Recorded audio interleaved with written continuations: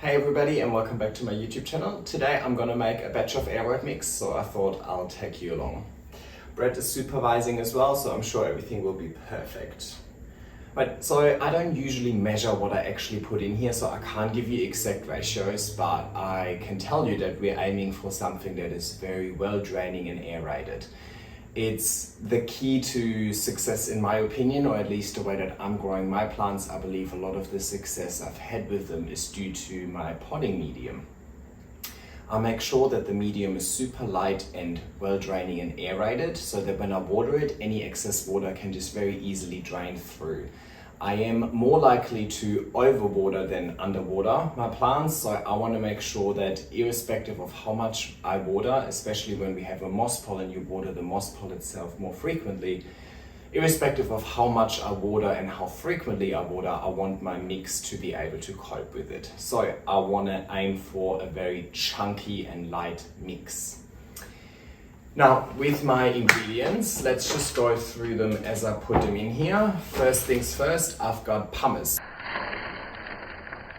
Pumice is, I believe, a volcanic rock. It's really good at absorbing water, but it's also nice and just chunky and light. It's very porous, so it has a lot of air bubbles in it as well. So I really started loving pumice, and it made a huge difference to my mix. If you can't get your hand on pumice, you can get any sort of volcanic rock, or even perlite is perfectly fine as well. But what I really appreciate about the pumice is that it is quite chunky and it doesn't break down as easily as perlite would. So I've been using a lot of pumice in my mix. So I would say let's go with, I don't know, a decent amount. I think for the, let's call,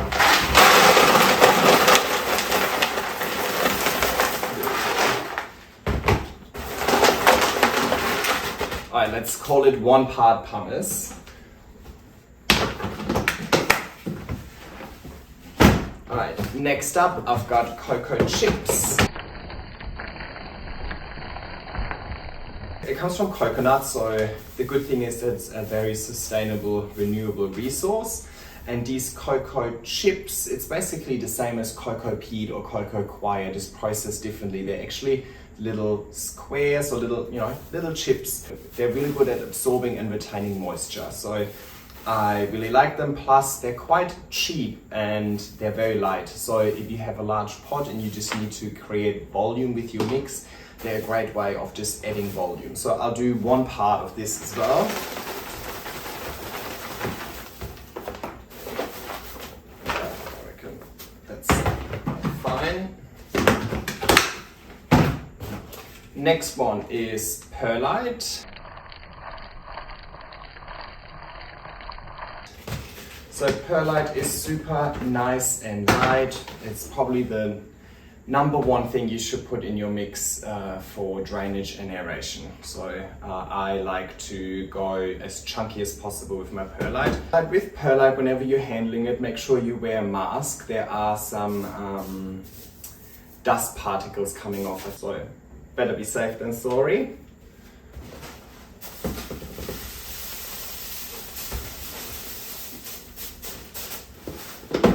So ideally do that in a well-ventilated area. Don't be like me. Should have given you a little mask too, right? Right, and the last one of my main ingredients is bark. So this is just pine bark. It's often sold as orchid bark. Obviously it's not made from orchids, it's made for orchids. I do equal parts of bark as well.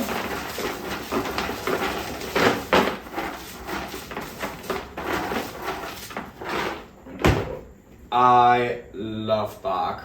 This is the Orchiata bark from New Zealand. It's really nice and light, it's chunky, so it really creates these air bubbles in your mix later on. It's supposedly the main ingredient, I would say. And if you think about it, these plants in nature would, or at least my climbing plants in nature would climb up a tree, so they would usually attach to bark, so it makes sense to add quite a bit of bark into that mix. So I've had my first 4 ingredients, so they're my 4 main ingredients, and I've just put them in here in equal parts. Now, that would probably suffice, to be honest.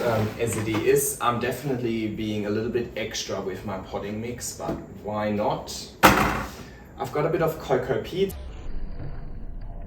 Coco Peat is basically the same as the Coco Chips, just processed so it's nice and fine. I just use a little bit. Coco Peat has a lot of water and nutrient retention, and I don't want the mix to retain too much water and nutrients, but obviously I don't want it to dry out completely straight away.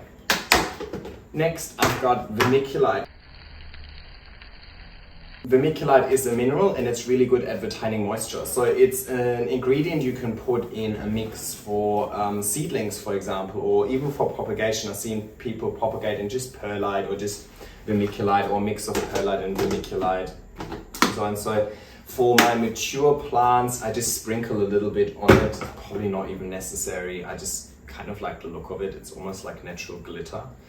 But it's really good for making a mix that works for smaller plants, less established plants, little seedlings. All right, sand. Sand I add because it's nice and heavy. So far, all of the ingredients that we added were pretty light, so there's not much weight to this mix at this stage. So I add a little bit of sand because it adds some weight. But also sand is really, really good for drainage. And then last but not least, some horticultural charcoal. I like it as chunky as possible. And I'll just, add that in here. Supposedly it has antibacterial functionality. I don't know, I don't trust these sort of things. I don't know if it makes any difference or not, but it works, so I'm not fixing what's not broken. It's really nice and light, it's chunky, so it's definitely going to contribute to the aeration and drainage of the mix. I'll just mix it all up. Right, so the end result, you want it to be super nice and chunky, light and well draining. So I'm really loving the look of this mix. Now, as I said, I just eyeball it every single time, but what I do is I adjust it. So for example, if I need to pot up a crawler, I know a crawler likes a little bit more moisture in that mix, then I'll just add a little bit more Coco Peat. If I pot up a plant on a moss pole and I know that aeration and drainage is most important, and I don't want the potting medium to retain too much moisture, then I'll just add a little less Coco Peat and I'll put a little bit more pumice, perlite, cocoa or bark in it.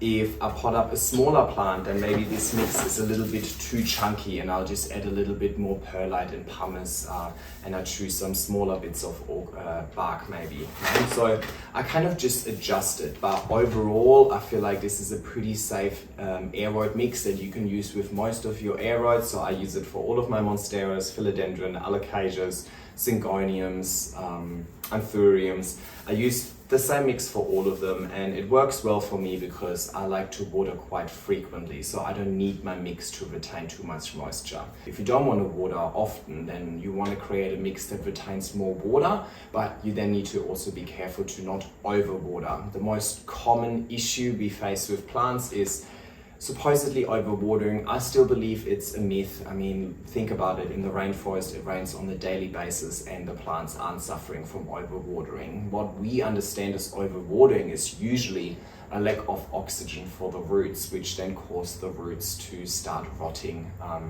And that's what we then called root rot due to overwatering. It wasn't really due to overwatering.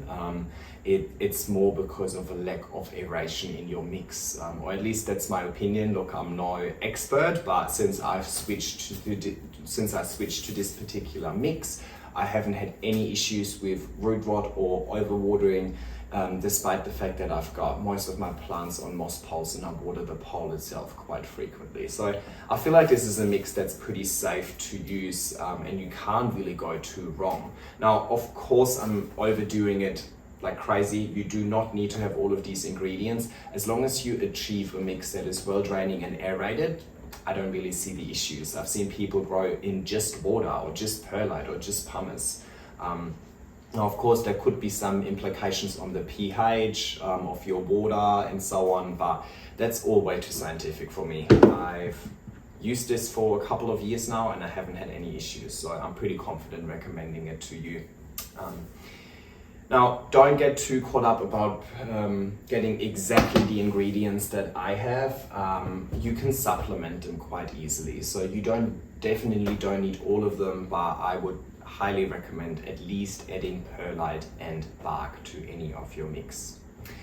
I also recommend to stay away from store-bought indoor potting mediums or indoor potting soils. I don't quite understand what exactly soil actually is. I think it's basically everything is soil. I don't know. If somebody can clarify what exactly soil is, let me know.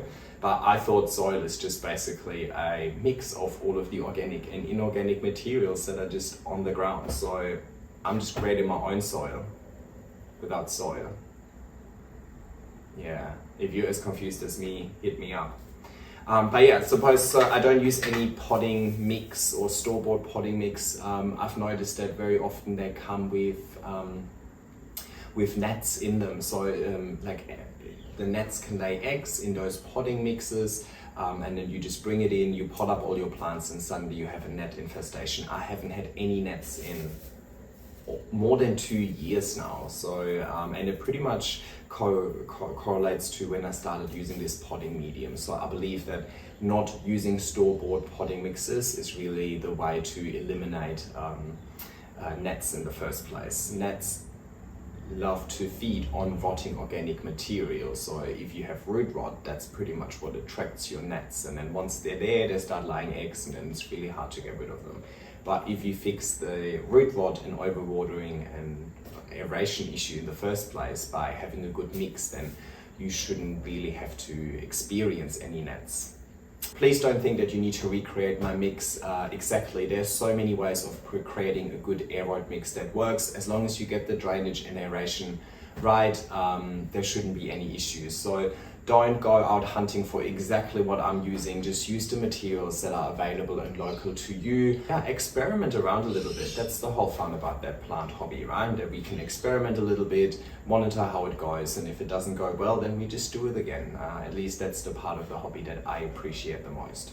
Being organized, purchasing all of your ingredients in large quantities, and making large batches of your Aroid mix is a really easy way to keep on top of your plant maintenance with as little effort as possible. So I highly recommend you get onto it. Thank you so much for watching. I hope you enjoyed it. Feel free to press like and subscribe, and take care. I'll see you next time.